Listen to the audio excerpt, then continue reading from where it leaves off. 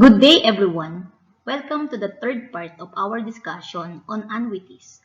This time, we're going to have the future value and present value of general annuity. And this is the objective. And at the end of the discussion, you should be able to answer this one and apply it in the computation of the future value and present value of general annuities. Okay, let's move on now to the second type of annuity certain, which is the general annuity. So during our first discussion, we defined general annuity as an annuity wherein the interest conversion or compounding period do not coincide with the payment intervals. Okay, so there are three types of annuity. General annuity, we have the general annuity due. This one, the first payment is made at the beginning of every payment interval. So the same with the simple annuity due. And then the second subtype is the general ordinary annuity. Here, the first payment is made at the end of every payment interval. So they are just the same with the simple ordinary annuity. And the last one is the perpetuities. So this is a stream of cash flow that has no end, or there is no limit. Okay, a series of periodic payments which are to run infinitely or forever. So there is no maturity date for this for this type. And an example of these are stocks, bonds, real estates, and other businesses. So for as long as you have real estate investment, you are continuously paying. Same goes with when you are in a company, a stockholder in a company. So you are continuously paying for it. So these are the three subtype of general annuities.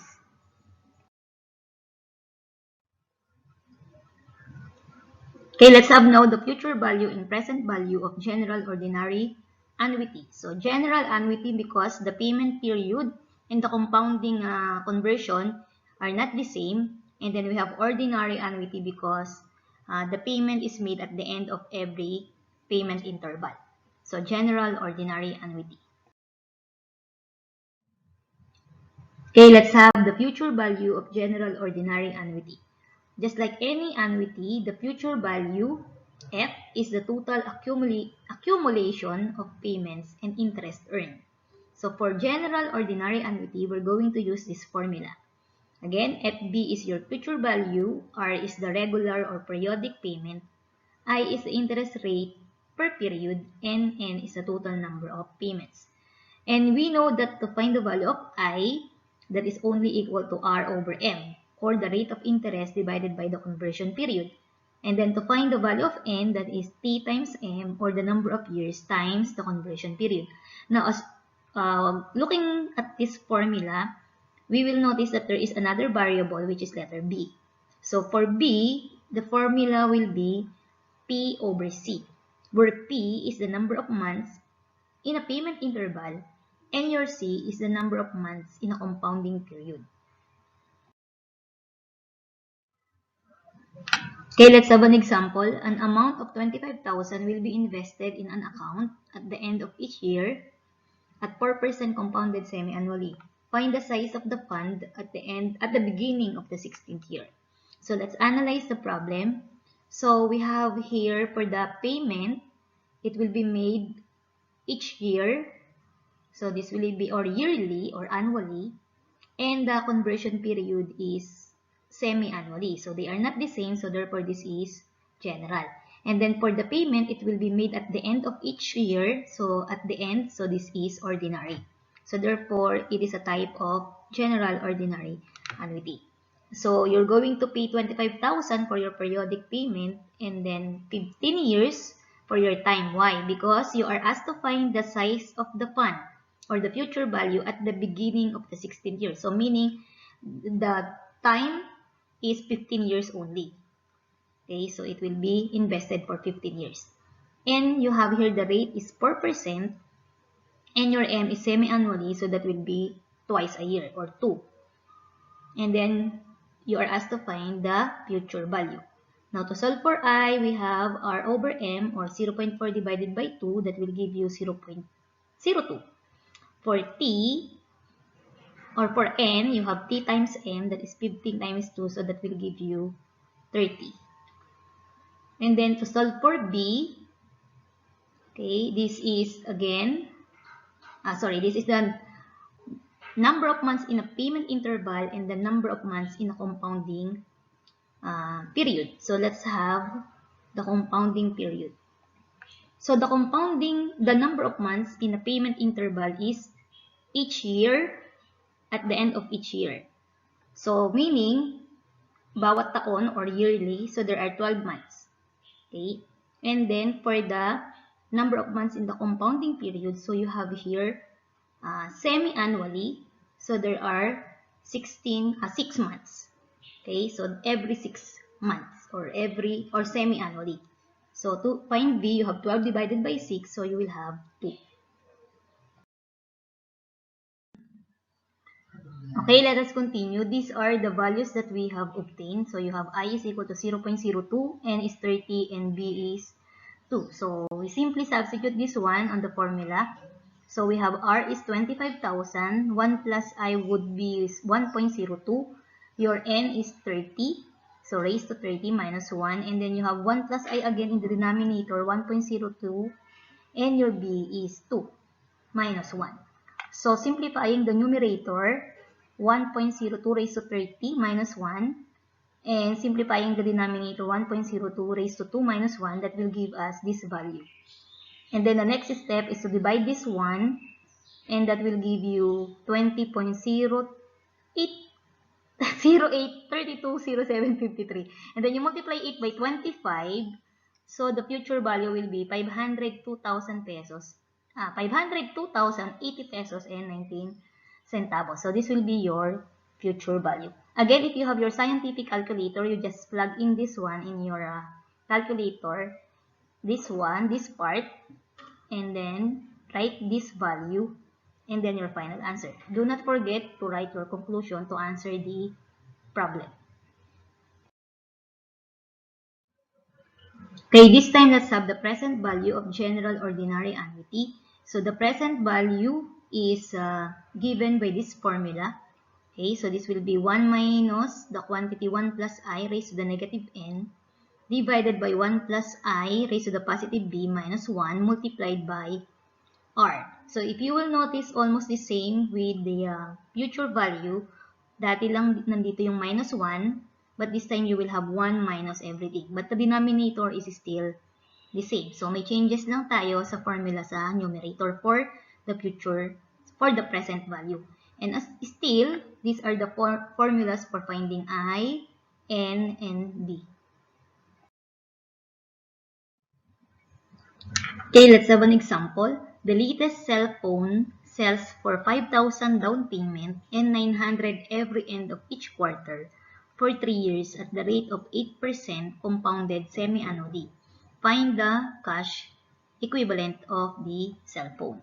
So again, since we have here semi-annually for the compounding period, and you have here each quarter for the payment interval, so they are different. So this is a general annuity, and since you are paying at the end, so this is a general ordinary annuity. Now for the given, so we will have your periodic payment after paying the 5,000 down payment will be 900, and you're going to pay it for 3 years at 8%, and semi-annually, so that is the value of M is 2. Now you are looking for the present value or PB. So the amount of the cell phone today. So to solve for I, we will have 0.8 divided by 2. So that will give us 0.04.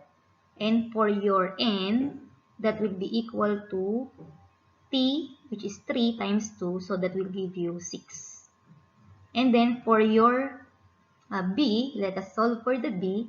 So that is the number of months in a payment interval divided by the number of months in a compounding period. So number of months in a payment interval, you are here 900 every end of each quarter. So quarter here means how many months do we have in a quarter? So that is equal to 3.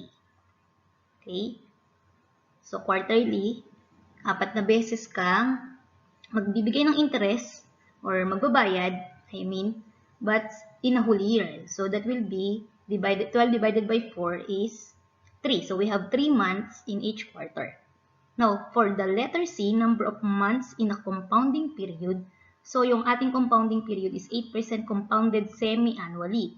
So, ibig sabihin, 2 beses sa isang taon siyang tutubo, and you have here 12 divided by 2, so the number of months is 6. So, every 6 months when we say semi-annually. So, solving for that, you will have P over C, so you will have 3 over 6 or 1/2.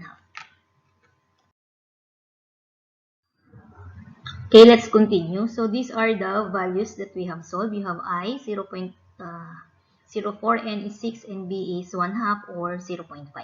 And this will be the formula for the future value. So we just substitute R, which is 900, and then you have 1 plus I is 1.04 raised to the negative 6. And then you have again for the denominator 1 plus I 1.04 raised to B, which is 0.5 minus 1. So we will work on 1.04 raised to the negative 6 first and then subtracted from 1. And then here you have 1.04 raised to the 0.5 minus 1. So the value will be this one.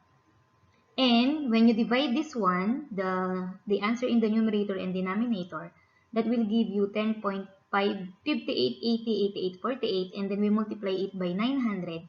So the answer will be 9,529.28. So therefore, this is the amount of the cell phone at present. Okay, so you can key in these values in your scientific calculator, and then you just write after this one, the substitution, you may write this one, and then your final answer, and then you don't forget to write your conclusion. So I hope this you know how to enter those keys in your calculator at this point in time. Okay. Okay, let's move on now to the future value and present value of general annuity due. Again, when we say annuity due, the payment is at the beginning or at the start of the payment interval. Okay, so this will be the formula for the future value of general annuity due. So you have future value is equal to the periodic payment R multiplied by 1 plus I raised to N minus 1 divided by I multiplied by I divided by 1 plus I raised to B minus 1 plus I. So all the meaning of the variables are just the same, the one that we have discussed earlier. Okay, let's have an example. Martin wants to save 100,000 pesos for his first year of college. He deposits 3,500 at the beginning of each month in an account that earns 4% per year compounded semi-annually. Will Martin have enough money at the end of 2 years? So again, so you have here at the beginning, so this is an annuity due, and we have different compound conversion period and payment interval. Okay, so for the given, we have, so this is an example of a general annuity due. So for the payment, regular payment, you have 3,500. Your rate is 4% and compounded semi-annually, so that will be 2. And you are asked to find the amount at the end of 2 years. Okay, so you are asked to find the future value. Now, to solve for I, we have 0.04 divided by 2, so that will give us 0.02. And then to solve for N, is T times M is 2 times 2, so you will have 4. For V, again, this is the number of months in payment interval over the number of months in compounding interval. So the payment interval will be at the beginning of each month. So there is only 1 month, so P is equal to 1. And you have here semi-annually, the number of months here for the compounding period is 6. So therefore B is equal to 1 over 6. Okay, to continue, these are the values that we have solved. And all we have to do is to substitute it to the given formula. So this is the formula for the future value of an annuity due. So you have R will be 3,500. Your 1 plus I will be 1.02. Your N is 4 minus 1. Divided by the value of I, 0.02. And then we have to multiply it again by I, which is 0.02. Divided by 1 plus I again is 1.02. B is 1 over 6. And then you have minus 1. Plus the value of I, 0.02 again. So if we're going to work on this, so you have 1.02 raised to 4, that is press your equals in your calculator, subtract 1, and then divided by 0.02. For this one, you have 0.02 divided by, work on this one first, 1.02 raised to 16 minus 1, and then you divide them, and then you add 0.02. So the values will be, for this part, you will have 4.121608, and for this part, we will have 6.069807,484. And then we multiply everything to 3,500. So that this will give you 87,560.78. Now, to answer the question, will Martin have enough money at the end of 2 years? So he will not have enough money at the end of 2 years since he wants to have 100,000 and the future value is less than 100,000, which is 87,560 pesos only. So the money is not enough for the first year of his first year of college.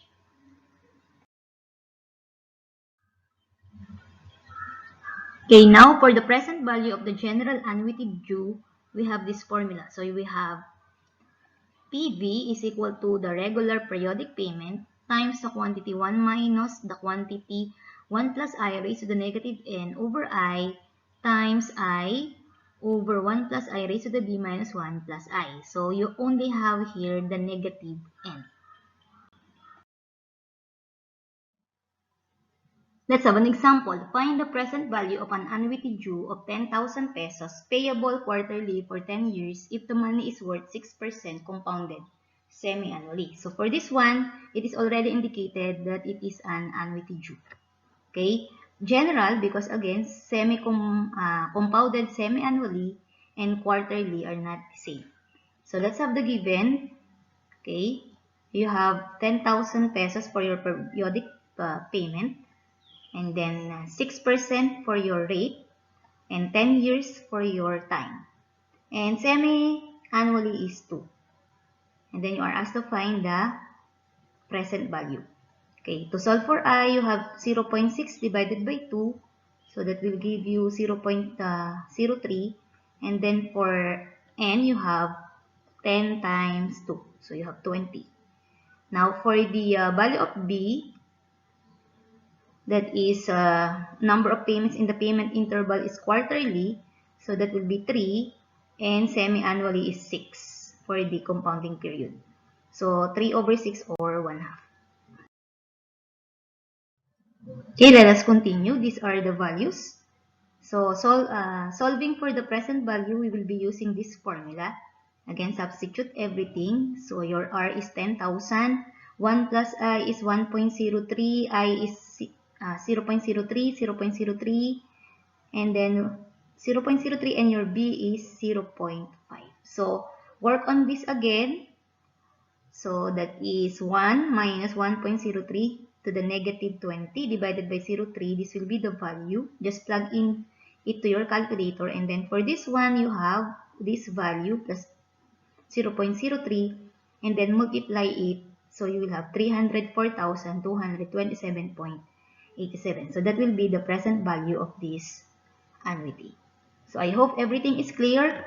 All you have to do is to analyze the problem, know the given, what are the given, and what is being asked. And then, of course, you have to identify first whether it is general annuity or, whether it is annuity due or general annuity.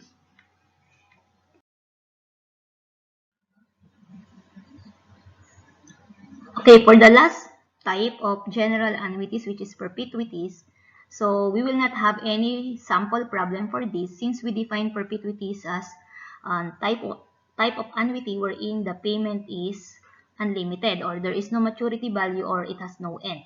So example of this is stock and bonds. So for as long as you are a member or a shareholder of the company and you have real estate investment, so you are continuously paying or investing for it without limit.